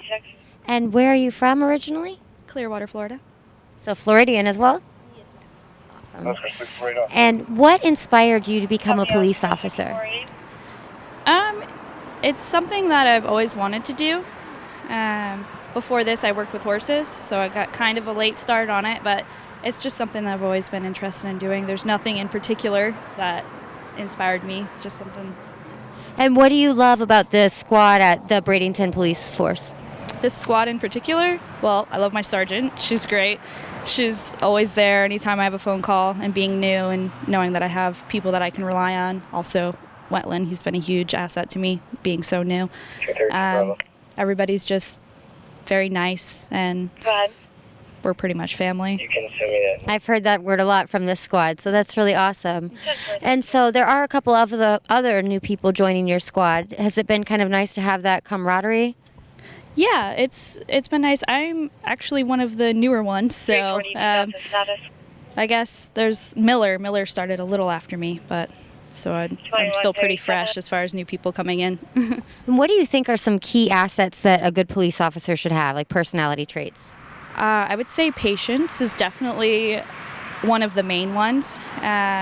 Patience, obviously, like a general sense of moral and honesty. That's a huge one. And then where do you see yourself 5 years from now? That's difficult. I'm not exactly sure. I have a few things that I'm interested in. I really like crimes against children. I'm also interested in narcotics. There's lots of things. I don't have an exact plan. I'm still new, still trying to figure out exactly what I want to be doing in the future. That makes perfect sense. And as far as everything that you have at the force, like you've got your sergeant here, I know you have an FTO and all of that. Do you feel like you have a lot of resources to help you to learn and grow? Yes, definitely, especially with some of the more senior officers on my squad. They're always super helpful when I'm, not exactly sure what to do, because obviously there's still lots of things that I'm not 100% on. But yeah, everybody's super helpful. And why do you feel that it's important for the police department to be so well connected to the community? I mean, just especially this state, how police are looked at. But I think that our chief in particular and our department does a really good job with community policing and trying to get us out in the community and all that. And so, with being a young female officer, you've got obviously a female sergeant, a female police chief. Do you feel respected and like you're getting the respect and the acknowledgement that you deserve as a female in the force? I do. I feel like that is a faulty perception. I feel like, especially seeing, we have a female sergeant, we have a female chief. Obviously, on certain calls, if you have a male officer and a female officer, it really just depends on the person. Like, some may want to rather talk to a female, but somebody else might want to talk to the male officer.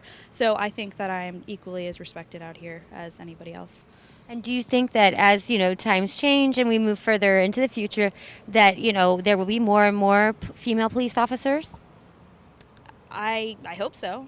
Yeah. I mean, I don't really know how to answer that. And then do you think that as a female officer, is there anything you've had to work harder for to prove yourself or anything like that?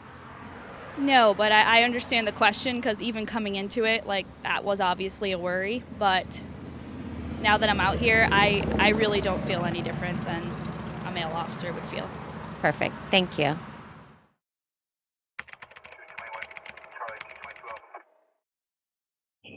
There's a traffic accident on the west side where it looks like two vehicles are involved, and one vehicle is into a telephone pole. When the officer got out there, it appears that one of the drivers may be under the influence.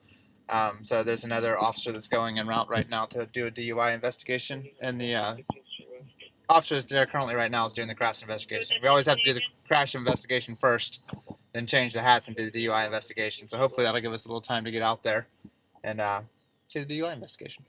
Well, one car is going to need to be towed, and let's find out what we need to do with the crash. Once we got that settled out, then we can find out if the person has been drinking, if so, how much, and then see if they can pass the field sobriety test, or maybe not. So, how long have you been a police officer? I've been a police officer with the city of Bradenton for about 5 years. Okay, and I know before you were in the Navy, the Coast Guard. What was I did law enforcement with the Coast Guard for 15 years prior to being employed here. Okay. So, definitely a different type of law enforcement, because we'll search and rescue mixed in migrant drug interdiction, things like that. But it was a good time. Law enforcement in the Coast Guard is more of a collateral duty. Lots of people, regardless of what your job is, can be involved in law enforcement on the law enforcement side of things, as well as just like every other military service. You have your MOS, your rating, whatever your job is. Then the law enforcement side of things is if you choose to get certified or qualified in that side of things, you can do that as well. So, not everybody on the Coast Guard side is actually law enforcement qualified. But, yeah, it was a good time. I enjoyed it.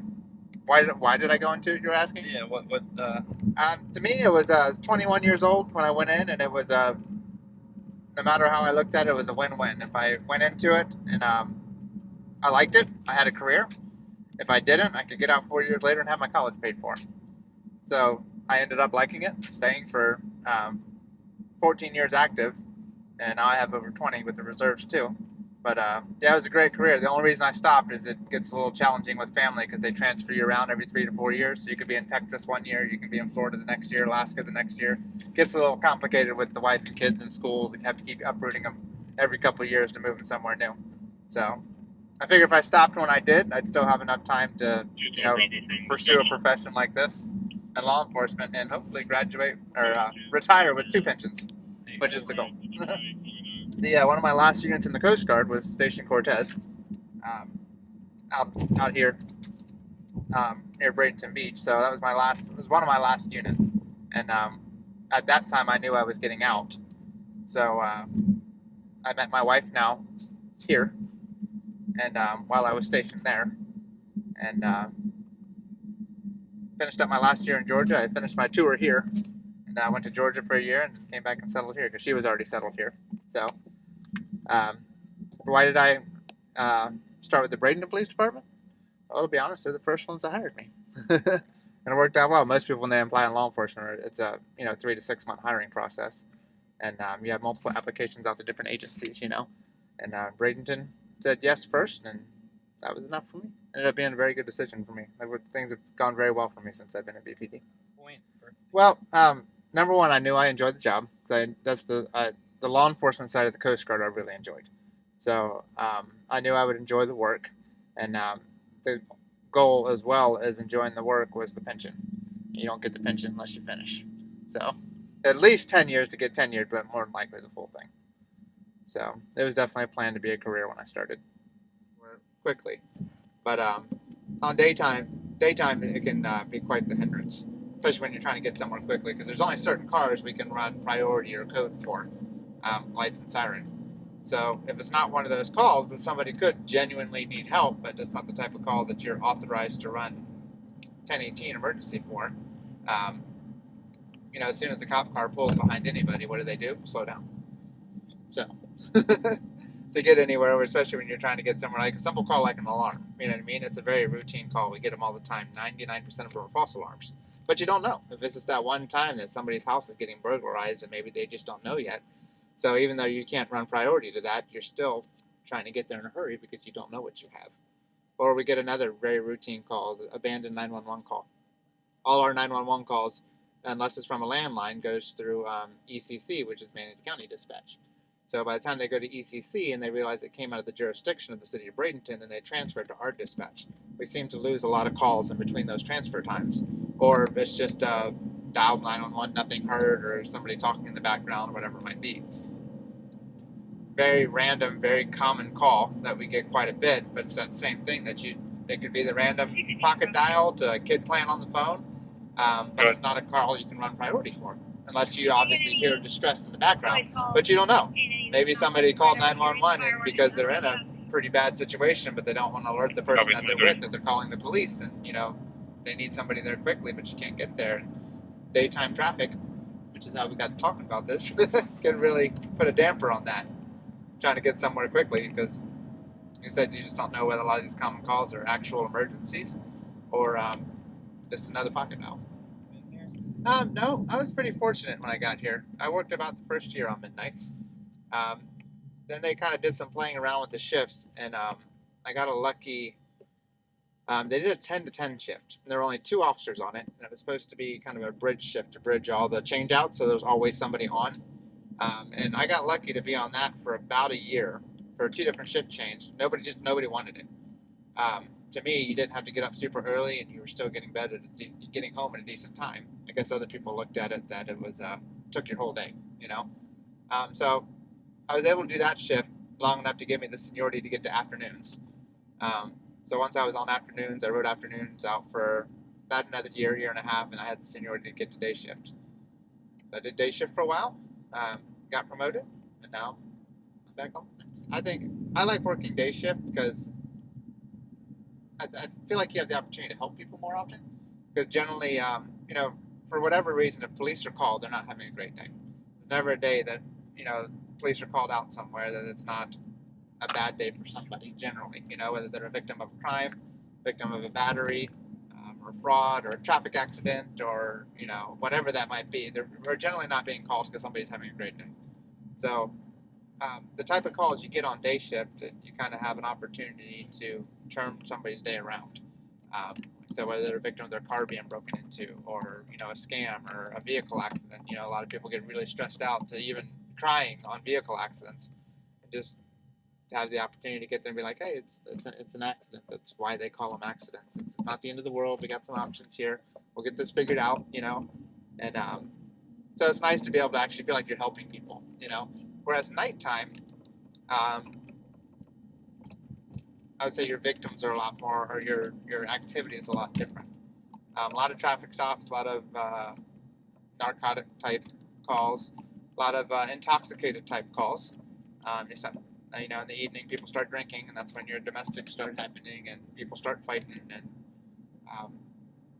I would say those calls aren't quite as fulfilling. If fulfilling would be the right word to go to. you can go and actually help make somebody's day better.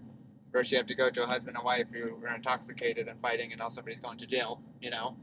Um, taking somebody to jail is not the favorite part of my day. The favorite part about my job. Sometimes it needs to happen. And so the calls can get a little different during the evening than during the day. A lot of alcohol related calls at night. What keeps you motivated to stay positive about everything, especially working the night shift and knowing there could be someone out there needing your help and not just another drunk and disorderly?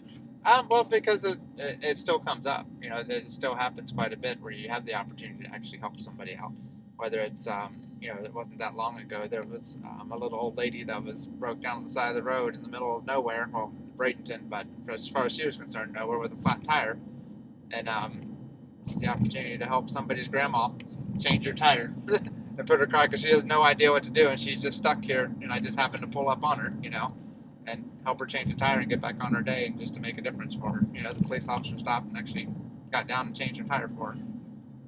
So that, and at the same time, as much as, when you get involved in a drunk domestic, and you end up having to take somebody to jail, maybe it's the last time that guy hits her, or that woman hits him, or maybe that's what they finally need, the final straw, that need to put an end to just being abused, and you can kind of be the person to help, the catalyst that, to where they'll stop being a victim, or, they won't be victimized again.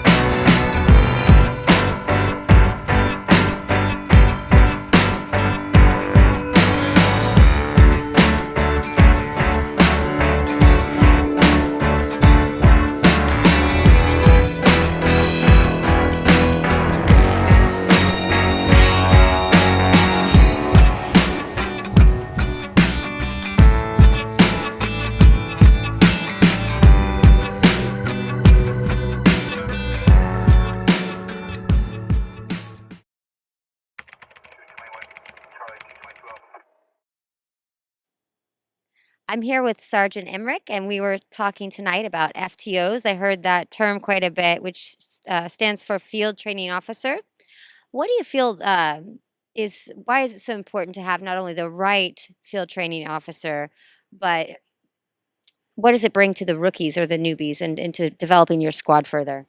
So I think you really have to mesh well with your field training officer.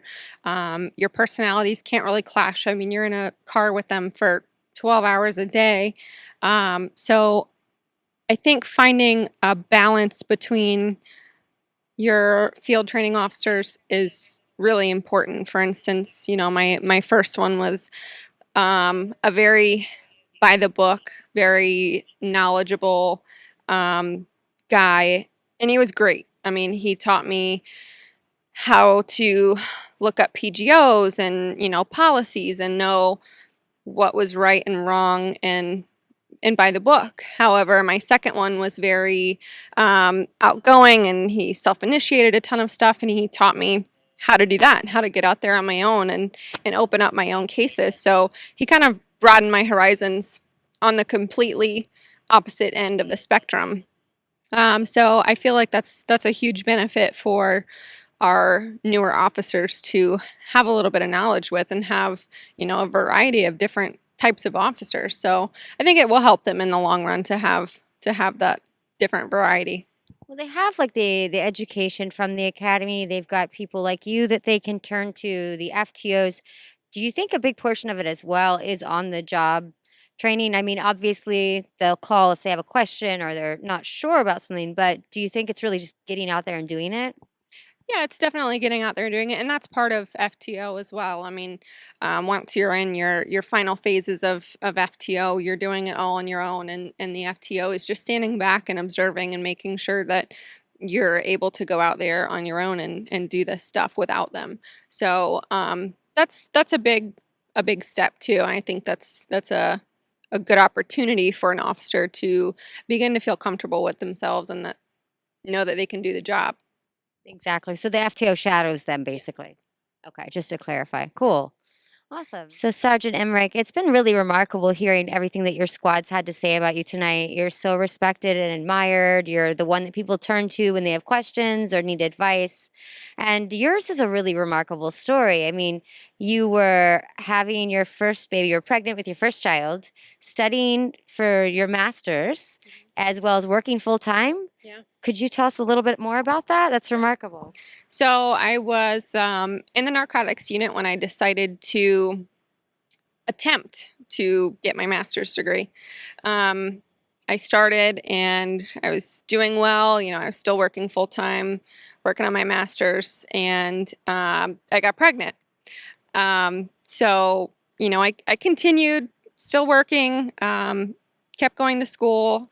I was thinking that I would be okay with, you know, delivering my child and finishing my last semester as well, because I would have a newborn at home.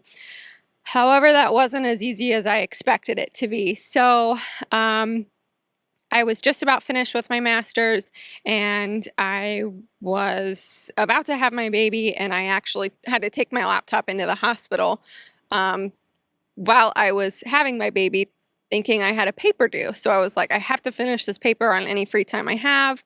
You know, I have to get it done and submit it. So I ended up having the baby, and my professor gave me an extension on my paper, luckily. So I got it done, and then I graduated with my master's in the end of 2020. So it was a crazy journey, but I wouldn't have it any other way. So it's really cool to know that, you know, working full time and delivering a child and completing a huge portion of my education was all completed at the same time. So it was a big accomplishment. That's amazing. Yeah. And what drove you through that? Like, where did you find that inner drive and strength? Well, our chief is big on continuing education. So I always said, you know, I'll go back, I'll go back. I was never super serious about it until I did some online research about USF's master program. So I got online, just looked it up a little bit, and then they called me, and which was completely, you know, out of the blue. I didn't expect that. So when they called, I was like, okay, I'll do this. That's fine. I'll do it. And I didn't think it would be as stressful and hard as it was, but I got done with it. So I'm glad I can say now that I have my master's and I have my baby, and it's all done. That's so awesome. Congratulations on everything you've achieved. Hey guys, Sergeant Emrich back for a little wrap up. I just wanted to personally thank the rest of my squad that you guys have met tonight. I really appreciate all of them. They do such a great job. You know, being in law enforcement this day and age is difficult. We sacrifice so much for our community. You know, we sacrifice time at home with our family. We sacrifice holidays, nights, weekends, all of that. But, you know, it's what we signed up for. It's what all of us wanted to do in the long run. So, you know, I just wanted to thank them, thank all of the officers in the country, because we all put in the work. We all sacrifice. And we're all there for our community. So that's the main goal at the end of the day, besides going home. So I just wanted to, you know, send out that last thanks, and I appreciate everything you guys do. Have a good one.